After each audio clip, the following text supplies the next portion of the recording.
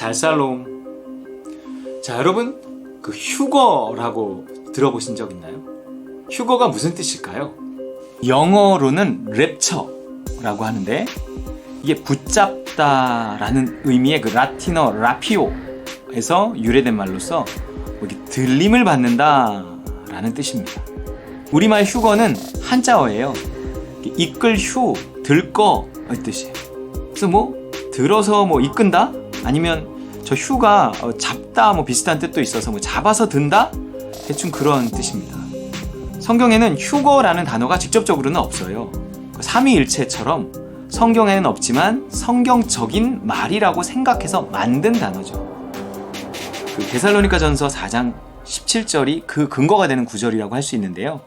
그 후에 우리 살아남은 자들도 그들과 함께 구름 속으로 끌어올려 공중에서 주를 영접하게 하시리니 그리하여 우리가 항상 주와 함께 있으리라. 여기서 이제 끌어올려 간다 그러잖아요. 예수님이 다시 오실 때 뭔가 우리들이 끌어올려져 간다는 그 말씀, 거기서 이제 휴거라는 말이 나온 겁니다. 아니 그럼 끌어올려져서 천국에 가는 건가요? 그럼 천국에 가는 거지 뭐 그걸 굳이 뭐 휴거라고 해요? 그래서 저 휴거를 주장하는 사람들은요, 예수님이 2단계로 재림하실 거라고 해요. 1단계는 저 공중 어디쯤으로 먼저 오신다는 거예요. 그래서 공중 재림이라고 합니다. 예를 들어서 부산에서 오시다가 죽전 휴게소 들린 거예요. 그래서 서울 사는 사람 중에서 예수님을 잘 믿는 사람들을 먼저 죽전 휴게소로 불러요. 거기서 이제 잔치를 벌입니다. 이 잔치가 한 7년 정도 이어진다 그래요. 그럼 그 7년 동안 서울에서는 무슨 일이 벌어지냐면 엄청난 재앙이 일어난다는 거예요. 이 재앙을 피하게 하시려고 먼저 일부의 사람들을 빼내시는 게 휴거라는 거죠. 그리고 지상에서는 재앙, 공중에서는 잔치가 열리는 그 7년의 기간이 끝나면 예수님의 2단계 재림인 지상 재림이 일어납니다. 그 지상 재림 때 세상은 끝나는 거예요. 물론 이것도요, 천년왕국이라는 게 있어서 공중 재림, 지상 재림, 대환란, 휴거, 천년왕국을 어떻게 배치하느냐에 따라서요, 전천년설이니 무천년설이니 후천년설이니 하는 여러 가지 말들이 나오는 겁니다. 이게 주로 구약의 다니엘, 에스겔, 신약의 요한계시록 같은 예언서를 토대로 하는 말들이라요. 좀 복잡하고 골치가 아파요. 제가 보기에는 한마디로 몰라도 돼요. 아니 이게 모르게끔 써놓은 것 같아요. 일부러. 자, 그럼 휴거가 삼위일체처럼 모든 정통 기독교가 다 인정하는 단어일까요? 이게 꼭 그런 거는 아니에요. 그래서 저도 휴거에 대해서 이렇게 자주 말하지는 않습니다. 해석의 여지가 많기 때문에 함부로 말할 수 없다는 거죠. 그렇다고 없다는 건 아니에요. 그래서 우리가 알아둘 필요가 있어요. 휴거를 주제로 만든 니콜라스 케이지가 주연한 영화가 있는데요. 잠깐 한번 보여드리겠습니다. 제목이요, Left Behind. 여기 뒤에 남겨지다, 그런 뜻이에요.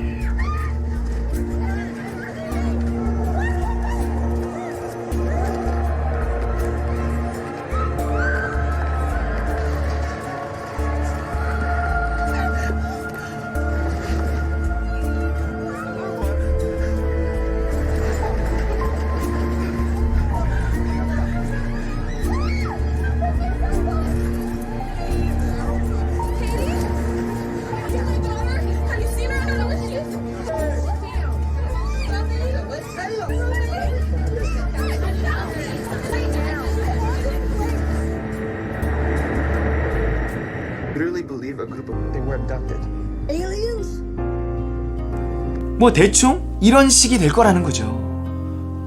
좀 더 자세히 알아보기 위해서 우리가 휴거라는 단어의 근거가 되는 말씀부터 보자고요. 데살로니가전서 4장 16, 17절, 주께서 호령과 천사장의 소리와 하나님의 나팔 소리로 친히 하늘로부터 강림하시리니 그리스도 안에서 죽은 자들이 먼저 일어나고 그 후에 우리 살아남은 자들도 그들과 함께 구름 속으로 끌어올려 공중에서 주를 영접하게 하시리니 그리하여 우리가 항상 주와 함께 있으리라.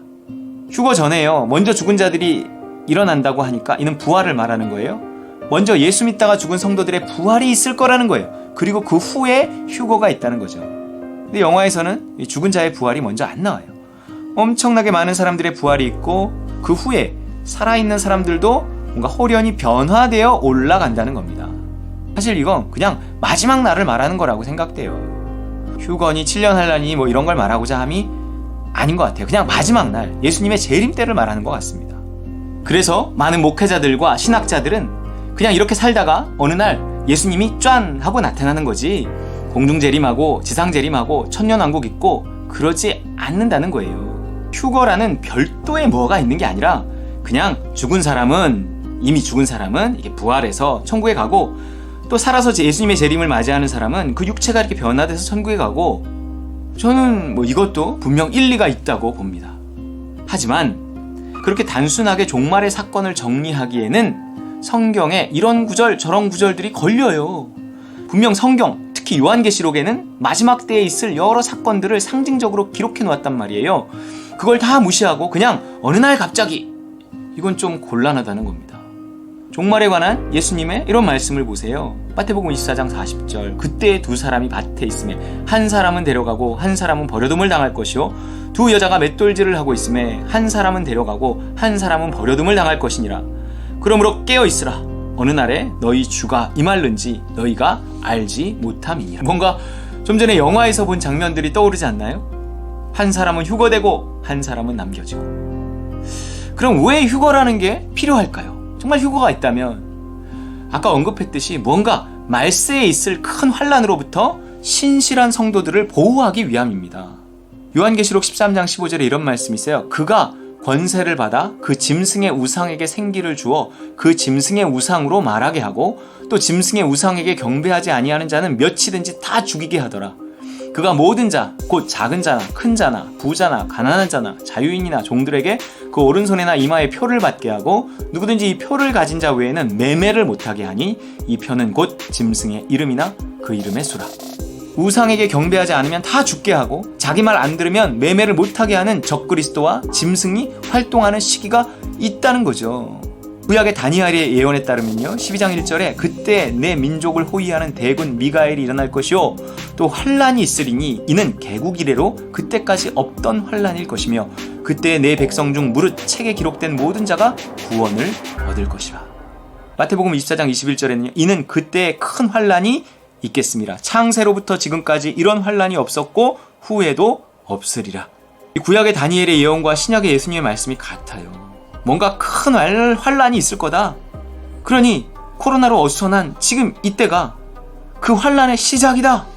또 뭐 백신을 맞을 때 무슨 뭐 그 표를 받게 할 거다. 이러면서 종말의 분위기가 조성되고 있는 겁니다.